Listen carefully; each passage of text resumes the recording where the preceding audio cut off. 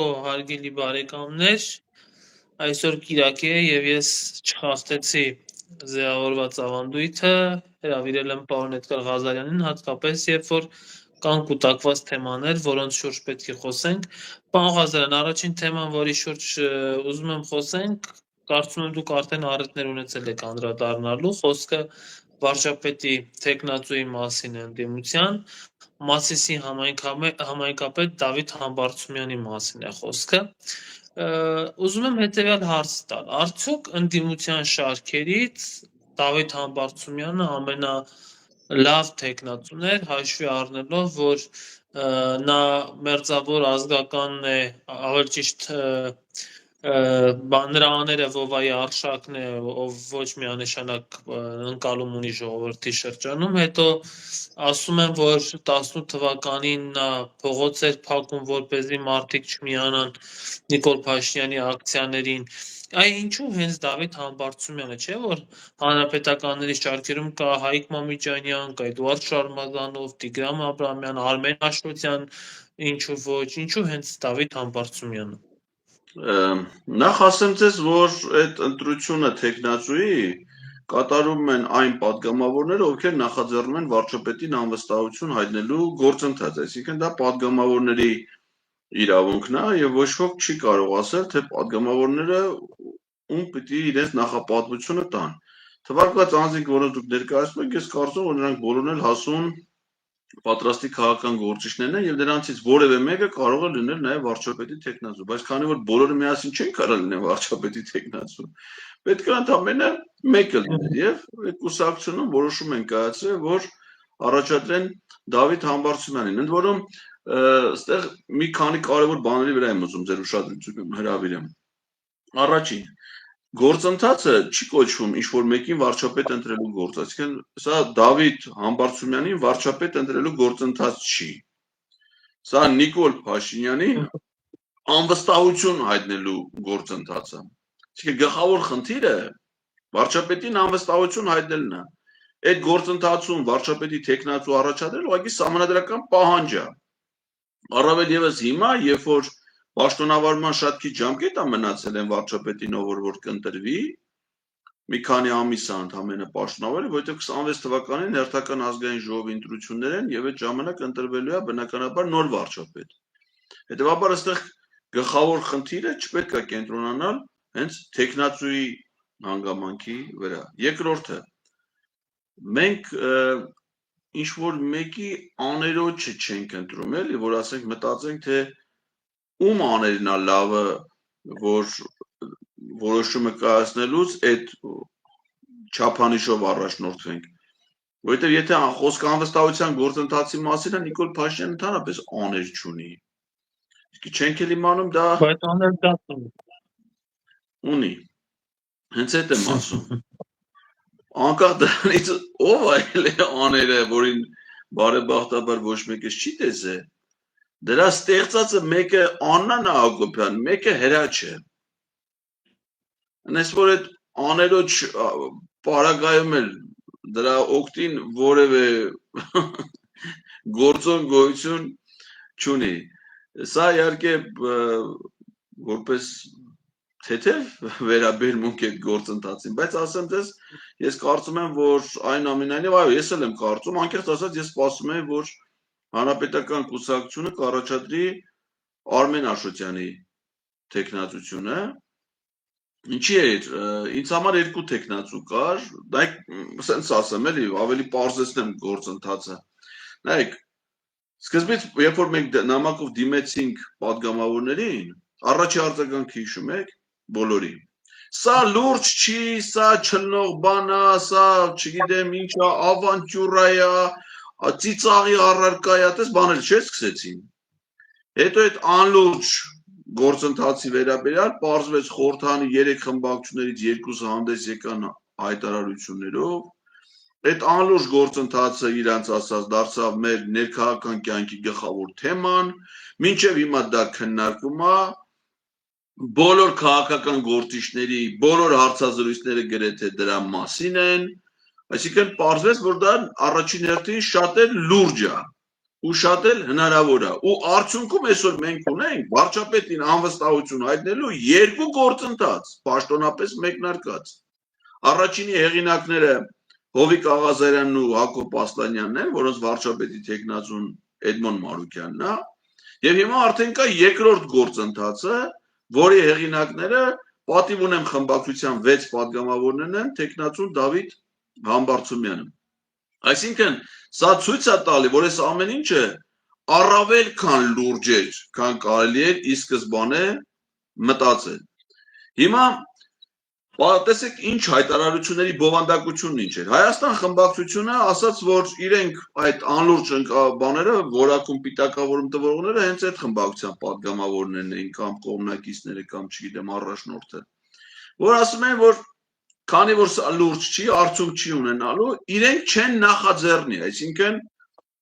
առաջի օրվանից պարզ դարձավ իրենց հայտարարության, որ իրենք սեփական նախաձեռնություն չեն ցուցաբերի, տեխնացու չեն առաջադրի եւ գործընթացը գոնե այս փուլում, քանի դեռ չկա են իրանց ասած հանրային պահանջը, իշխանության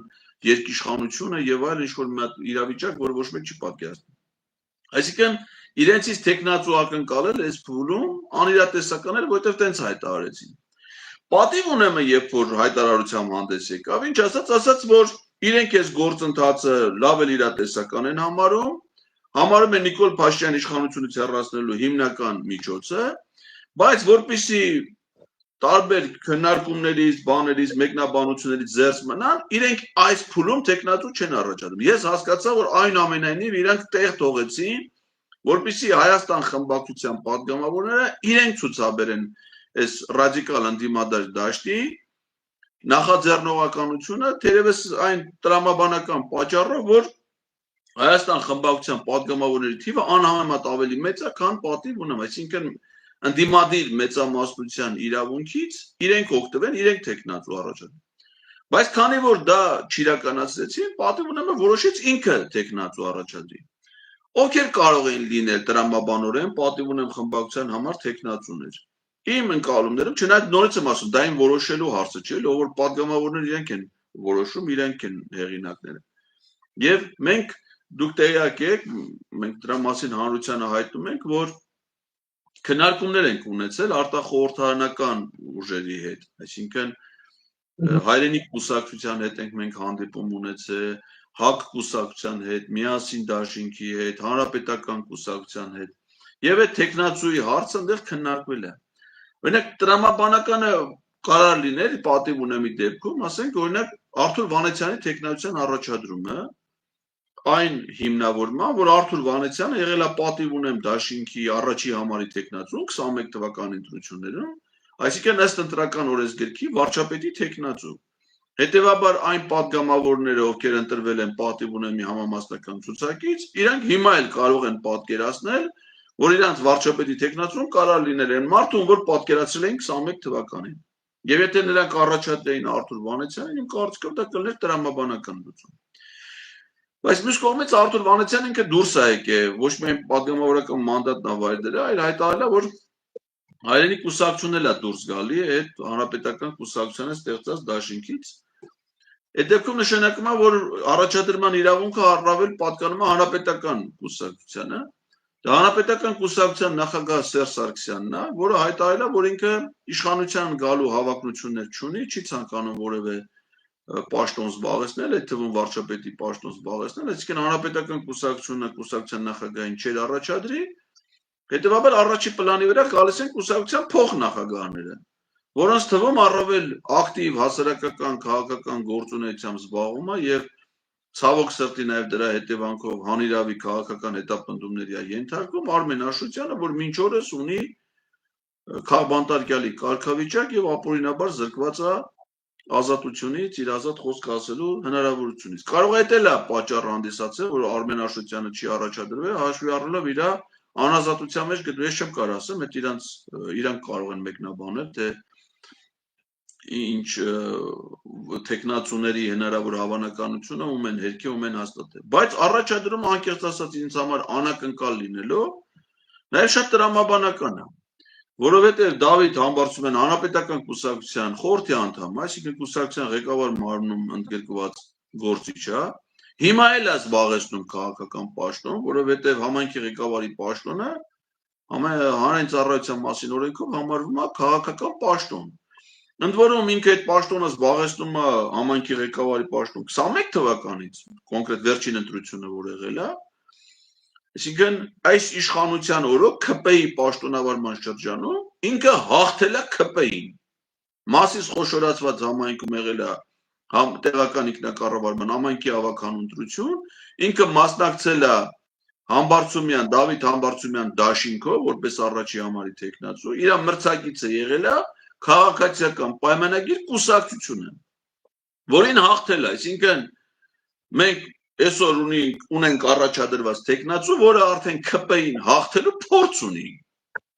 Ու սա կարծում եմ շատ լավ հատկանիշ է ՔՊ-ին հաղթելու նոր ճանապարհ գնալու համար, այսինքն քաղաքական գործիչ,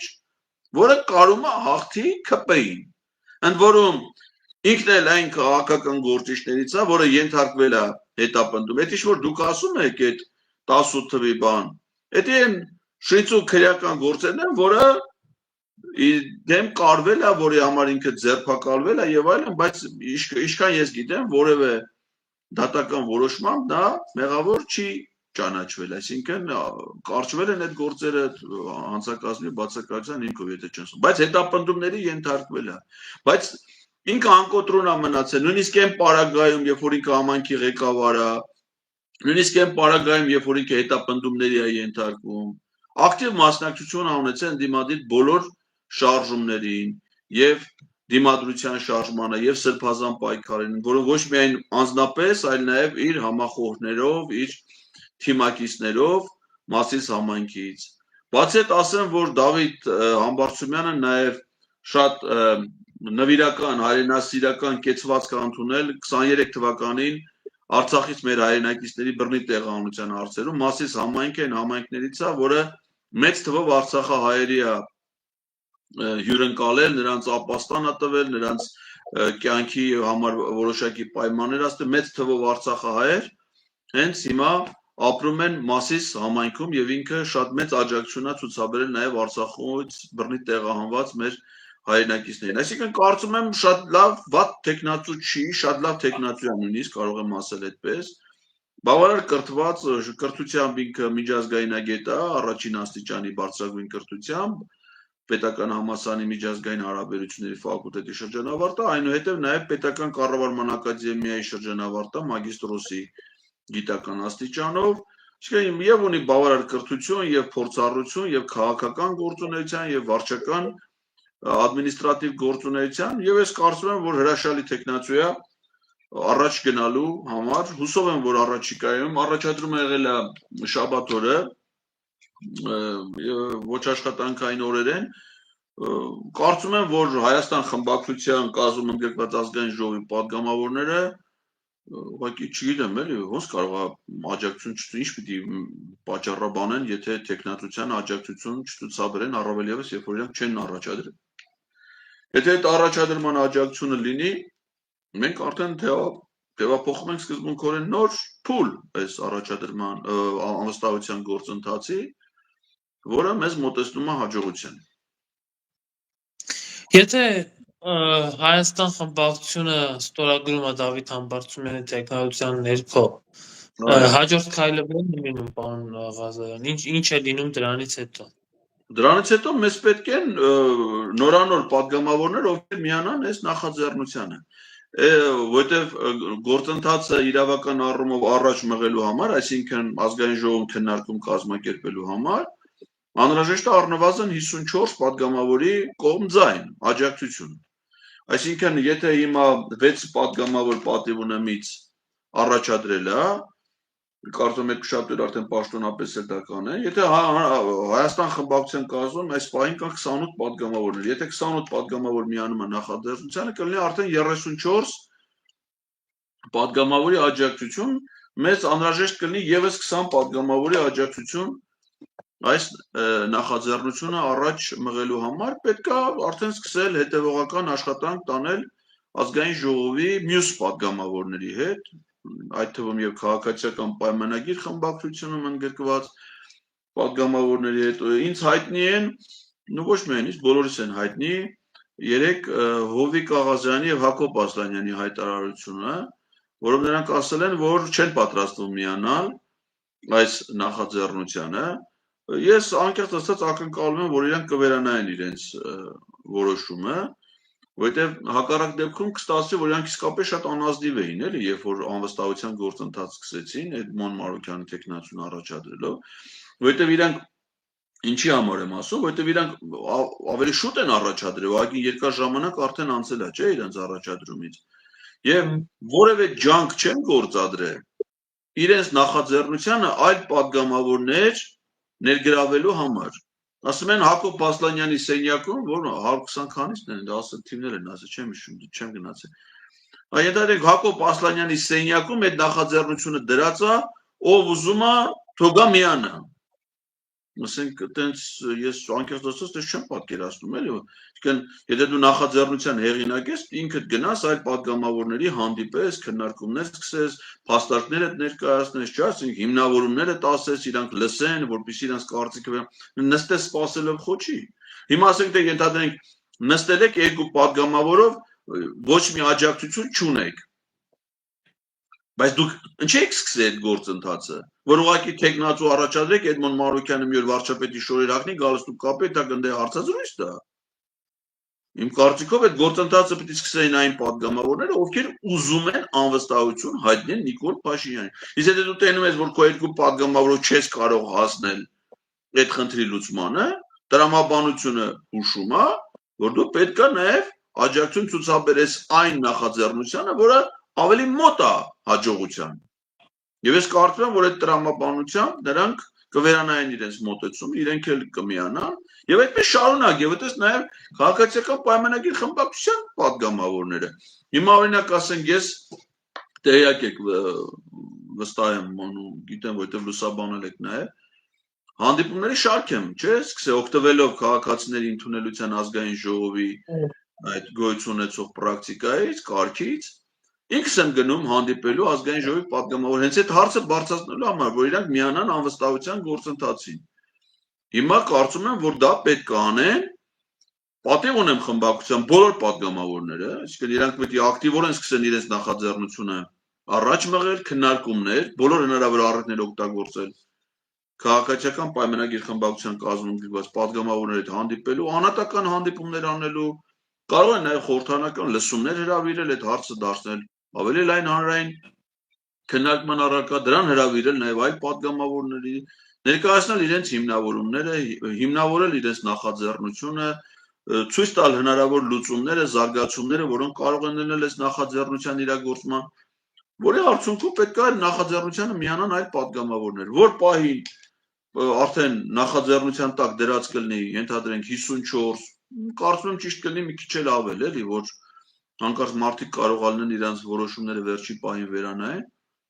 Մոտ ասենք ենթադրենք 60 падգամավորի ստորագրություն, երբ որ դրած լինի այդ նախաձեռնության տակ, անմիջապես դա պետք է հանձնել ազգային ժողովի նախագահին,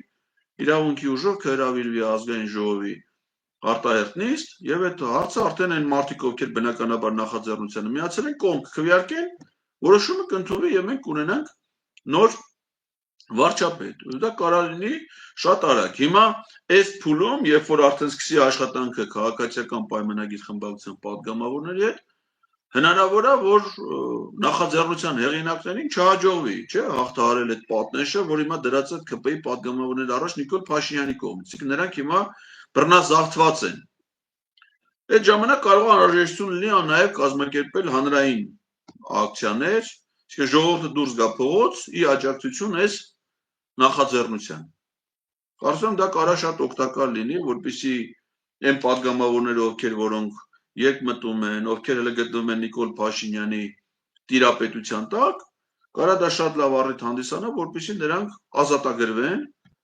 դառնան իսկականից падգամավորներ եւ ինչպես սահմանադրությամբ է գրած, իրանց սեփական մտքով, խղճով կայացնեն այնպիսի որոշումներ, որոնք ժողովրդի պահանջով են, որովհետեւ նրանցից յուրաքանչյուրը ներկայացնում է ժողովրդին, այլ ոչ թե Նիկոլ Փաշինյանին։ Եվ ես կարծում եմ, որ անկեղծ ասեմ, հեշտ չեմ պատկերացնում այդ գործընթացը, այսինքն ոչ թե հեշտ չեմ պատկերացնում, այլ պատկերացնում եմ, որ դա շատ դժվար է լինելու այդ գործընթացը առաջ մղելը մեզանից յուրաքանչյուրից ոչ միայն ինձնից Նարեկ Մալյանից ովքեր որ առաջին նախաձեռնությունները ցուցաբերեցինք վերջի շրջանում Արթունենք շարժման մյուս անդամներից այլ նաև նախաձեռնության հեղինակ պատգամավորներից նախաձեռնությանը միացող ենթադրում եմ որ կմիանան պատգամավորներից գաղափարը պաշտպանող յուրաքանչյուր քաղաքացուց մեծ ջանքեր են պահանջվելու այս գաղափարը առաջ մղելու համար բայց Սկիզբն է դժվար, երբ որ մեզ հաջողվի են սկզբնական շրջանի դիմադրությունը կոտրել, արդեն շատ արագ մենք կգնանք հաջողության ճանապարհով։ Ես միշտ այս վիճակի հետ կապված բերում եմ այն համեմատությունը, որ ասենք ջրի ծորակը երկար ժամանակ չի օգտագործվել, ինքը նագարակալել է, չգիտեմ, ժանգոտվել է, փչացել է եւ հնարավոր չի դա հեշտ բացել այդ ծորակը, չէ՞, ասենք դժվար է ջուրը բացել, բայց քանի որ ջուրը բացելը կենսական անհրաժեշտություն է, այսինքն մարդը ծարավ է, եթե ջուրը չբացի կմեռնի, չէ՞։ Ինքը ստիպված հնարավոր բոլոր գործիքները կիրառում է, յուղ է քսում դրան, ձեռնոցով է ուզում բացի, բերում է չագուչով է խփում, չգիտեմ, ինչ-որ կլուչ է գցում, ինչ-որ բան անում, որ բացի։ Այդ բացելու պահը շատ դժվար է, բայց հենց բացեց, արդեն ջրի դեմ չես կարող առնես, ինքը հոսելու է, ով էլ պիտի խմի, խմելու է եւ կյանքը փրկվելու է, վերականգնվելու է։ Հիմա մենք այս ծորակը բացելու փուլում ենք, դժվար փուլում ենք, իսկ երբ որ մեզ հաջողվի այդ կոտրել այդ դիմադրությունը, այդ ծորակը, այն ժամանակ ես կարծում եմ, որ ոչ թե 20 պատգամավոր կմիանա այդ խմբակցությունից ԿՊ-ի, այլ շատ շատերը կմիանան։ Երբ որ տեսնան ժողովրդի պահանջը որն է եւ այդ խնդիրը իրանց համար ինչ հետևանքներ կարող ունենա, հենց նաև իրանց համար։ Ես կարծում եմ, որ կմիանա։ Այդ կարծիքը, որ չէ, ոչ մի դեպքում ԿՊ-ականները չեն միանա, բան, դա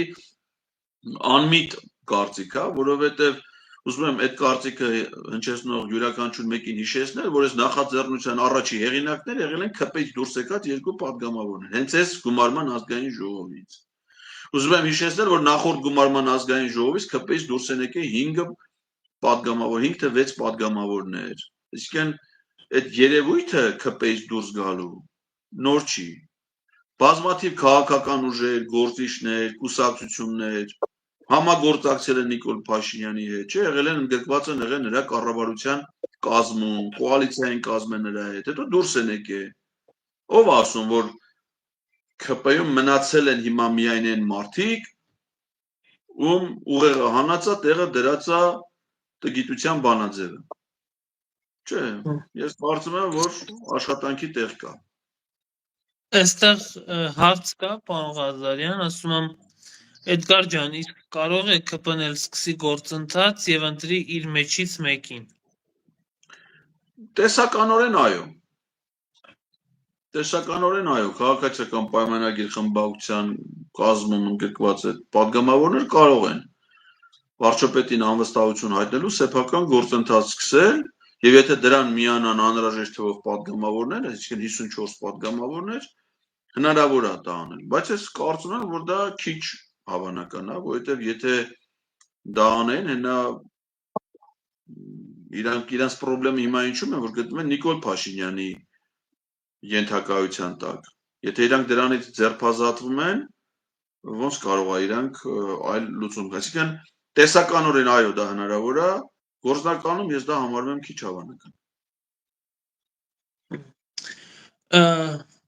Այսօր Նիկոլ Փաշինյանը գրառում էր կատարել կրկին եկեղեցու հետ կապված մեր նախորդ զրույցի ընթացքում մենք այսպես ընդարձակ արձագանք ունեցանք եկեղեցու դեմ կատարվողին, բայց չեն դադարել այդ գրառումները, ճիշտ հակառակը ավելի թեժացել են, եւ Նիկոլ Փաշինյանն ասում է հետեւյալը. պետությունը, իշխանությունը ժողովրդինն է, եւ մենք այն վերադարձրել են ժողովրդին,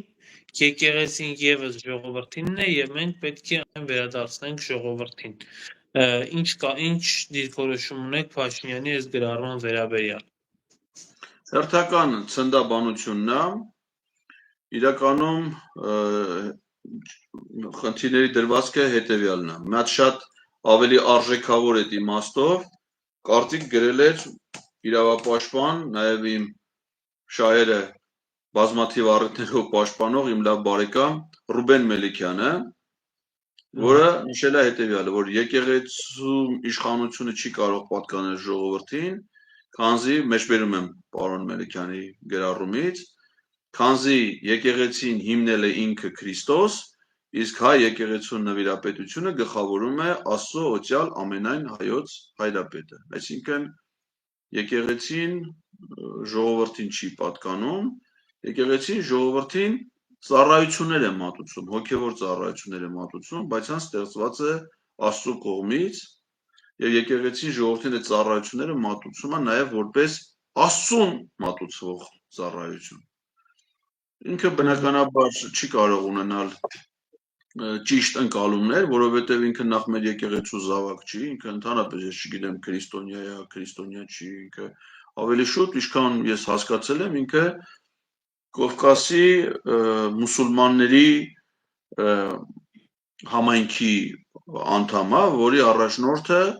իր ազգանունը կրող Ալաշուքյուր Փաշազադեն է, որը շատ մեծ կասկած ունեն, որը նաև չի բացառվում, որը նաև իր հայրն է։ Ամենայն դեպս կառավարություն վարչապետի աշխատակազմից չեն ներկայացրել ԴՆԹ-ի արդյունքներ, որը կհերքի, որ Փաշազադեն կապ չունի Նիկոլ Փաշինյանի հետ։ Լուսանկարները շատ այլ բանի մասին են խոսում, ասենք եթե ես դրել էի իմ Facebook-յան էջում, ասենք Նիկոլ Փաշինյանի լուսանկարը Վովա Փաշինյանի հետ միասին նկարում էին եւ Նիկոլ Փաշինյանի նկարը Փաշազադեի հետ, Փաշիզադեի հետ։ Նմանություն եւ այնտեղ շատ մարդիկ օրինակ ինձ հետ համաձայն չեն, ասում են, չէ, Էչիբեյն է մեծ հավանականությամբ։ Այդ էլ կարալներ, որովհետեւ Էչիբեյը 74 թվին դեռ ազատության մեջ է եղել։ Կարարելներ, որովհետեւ ինքը 75 թվին է եղել ծնվել։ Նշանակում է ինչ որ եղել է 74-ին է եղել։ Այդ վաղտեր Էչիբեյը ազատության մեջ է եղել, կարարելներ։ Դե հիմա պիտի ասենք, եթե Էչիբեյին այդ արտաշիրիմում անեն, վերցնեն իր ԴՆԹ տվյալները, համեմատեն Փաշինյանի ԴՆԹ տվյալների հետ, կարա հերքվի, կարա հաստատվի, ես չեմ կարող պնդել, ուղղակի նմանեցնում եմ։ Հիմա ինքը այնուամենայնիվ հաստատ հայ քրիստոնեական մեր առաքելական եկեղեցու հետ կապ չունեցող մարդ է։ Օրինակ, այսօր Կիրակի օրը բազմաթիվ քրիստոնյաներ, այդ թվում ես, մասնակցել ենք ամենքս մեր համայնքում, եկեղեցիներում Կիրակնօրյա Սուրբ Պատարագին։ Ինքը ինչ է, ինքը օրինակ այսօր պատարագի գնացել, ինքը վերջին անգամ կարա ասի, պատարագի մեր եկեղեցում երբ է գնացել։ Հաղորդություն երբ է ստացել, օրհնություն մեր հոգևորականներից երբ է ստացել։ Ես չեմ հիշում։ Այնքան շուտ է եղել, որ նոր էր ընտրվել վարչապետ, էլ հայրապետական պատարագների մասնակցում էր, ասենք, երբ որ մայիսի 8-ին ընտրվեց վարչապետ, դրան հաջորդող Սուրբ Ծննդյան պատարագին մասնակցել է։ Բայց դրանից հետո չի մասնակցում, այն էլ որպես վարչապետ է մասնակցում։ Այսինքն ինքը ինչ գործ ունի մեր եկեղեցու հետ։ Ինչ է նշանակում, ինքը հանրային ծառայող է, չէ՞։ Վարչապետը հանրային ծառայության մասին օրենքով հանրային ծառայող է։ Մեր սահմանադրությամբ էլ ասում է, յուրաքանչյուր պետական մարմին եւ պաշտոնատար անձ իրավասու է կատարել միայն այնպիսի գործողություններ, որի համար լիազորված է սահմանադրությամբ եւ օրենքներով։ Հիմա ես բացում եմ, ասենք զուգահեռ կարանք աշխատենք, էլի կառավարության, կառուցվածքի եւ գործունեության, կանով կբերի ինձ թվում է օրենքը։ Կառավարության, կառուցվածքի եւ գործունեության մասին օրենք։ Այս օրենքը կարծեմ 7-րդ հոդվածը պիտի լինի վարչապետի, 7-րդ հոդված, ճիշտ է հիշում եմ, վարչապետը։ Այստեղ թվարկվում է վարչապետի լիազորությունները։ Ցանկացած քաղաքացի հիմա կարող այս նույն վարությունը անի բացի։ Այստեղ ոչ միտեղ գրաշի, որ վարչապետը եկեղեցու հետ հարաբերությունները որևէ դերակատար։ Հիմա ասենք մի հատ եկեղեցի բառով որոնում տամ, եկեղեցի 0։ Որոնման արդյունքը 0։ Այսինքն այս օրենքում եկեղեցու հետ հարաբերությունների առնչություն չունի։ Կա նաև առանձին օրենք, կոչվում է Հայաստանի Հանրապետության եւ հայ առաքելական կբերի արդեն։ հայ-առաքելական եկեղեցու հետ հարաբերությունների մասին Հայաստանի Հանրապետության օրենք գոյություն ունի։ Այդ օրենքը սահմանում է, թե ինչ հարաբերություններ կարա լինի պետության եւ հայաստանյան առաքելական եկեղեցու միջեւ։ Եվ այնտեղ ոչ մի խոսք չկա, որ վարչապետը ազդեցություն պիտի ունենա եկեղեցու որոշումների կայացման, եկեղեցու կառավարման, եկեղեցու կանոնների սահմանման, դրանց պահպանման հարցերում։ Դրանք բոլորը խնդիրներ են, որոնք լուծում են եկեղեցուն։ Ինք իր գործը թողած, հեսա վաղը պիտի եթամ Ռուբինյանի հետ հանդիպման, չէ՞։ Քննարկման առարկան կառավարության գործունեության ծրագիրն է, իր պարտականությունն է սահմանադրական, կատարել կառավարության գործունեության ծրագիրը, ապահովել դրա իրականացումը։ Այդ ծրագիրը ինքը չի կատարել, իր հիմնական գործը չի կատարել։ Էդի թողել է, ընկել է զբաղվում է հարցերով, որոնք իր իրավասությունից դուրս են։ Դժբանոց կարալի, դժբան չի կարալի։ Ինքը պետք է զբաղվի միայն իր իրավասությանը վերաբերող հարցերով։ Եթե այդքան բան ինքը չի հասկանում, այդքան բանը պետք է իրան բացատրել, այդքան բան պետք է բացատրել ազգային ժողովի պատգամավորներին, որ հանեն շպրտեն դուրս եւ ինքը այդ հիմարություններով այլևս չզբաղվի իր գործերով։ Իսկ իմպիչմենտի գործընթացը հենց դրա համար է։ Ես վստահ եմ, որ Դավիթ Համբարձումյանը, որ ընտրվի վարչապետ, ինքը եկեղեցու գործերին չի միջամտի։ Կզբաղվի մենակ այնքանով, ինչքան եկեղեցին իրան արտոնակ Դավիթ Համբարձումյանը, ի տարբերություն Նիկոլ Փաշինյանի, շատ արժանավոր քրիստոնյա, մեր եկեղեցու զավակ է, լուսանկարներ կան Մասիսի քաղաքապետարանի կայքում, նաև իր էջում, որ ինքը եղել է նաև եկեղեցում Խաչիկավոր, որ ինքը համագործակցություն ունեցել եկեղեցու հետ, ընդունում է մեր եկեղեցին, մեր եկեղեցու արժանավոր զավակ։ Այօրինակ եթե մենք ունենանք նոր վարչապետի դեմս Դավիթ Համբարձումյանի, մեր եկեղեցին որևէ անհանգստություն եւ մեր սիրելի հավատացյալները, մեր ժողովուրդը այդ իմաստով չեն ունենա։ Եվ այս իշխանությունից մենք կանցնենք նորմալ իշխանության։ Պարոն միշտ դուք խոսում եք կպականների հնարավոր, այսպես ասած, դարձի գալու հնարավորությունից, հավանականությունից, որ նրանք կարող են մասնակցել իմպիչմենտի գործընթացին կողմ քվեարկելով։ Մենք այսօր հակառակ պատկերն ենք տեսնում, օրինակ Գորիսում